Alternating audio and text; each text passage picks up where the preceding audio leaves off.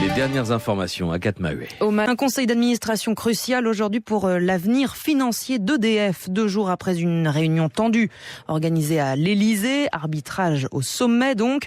Peu d'informations ont filtré, les administrateurs d'EDF vont découvrir cet après-midi les détails de cet épineux dossier, notamment la construction de 2 réacteurs EPR en Angleterre et des factures qui s'accumulent. La pression monte au sein de l'entreprise, Delphine Simon.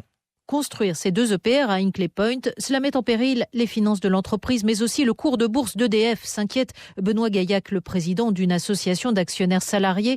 Il dénonce une décision politique. L'État, actionnaire majoritaire à 85%, utilise EDF comme bras armé de sa politique étrangère. Il y a un intérêt clair de l'État français d'investir en Angleterre, d'avoir un partenaire chinois, mais ça ne regarde pas les actionnaires minoritaires. Eux, là-dedans, ils sont floués. Un abus de majorité. Selon lui, il en appelle aux gendarmes de la bourse pour obliger l'État à racheter les parts des petits actionnaires. Du côté des administrateurs salariés, on s'inquiète aussi des cessions d'actifs. Si Bercy privilégie l'ouverture du capital de RTE, la filiale de transport d'électricité, on parle de plus en plus du réseau de distribution ERDF.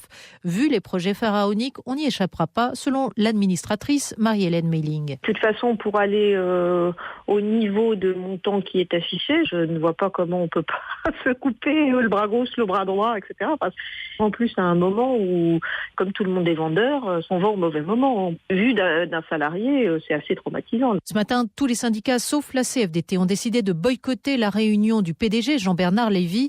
Quant aux élus du comité central d'entreprise, ils menacent d'aller en justice s'ils ne sont pas consultés. Delphine Simon.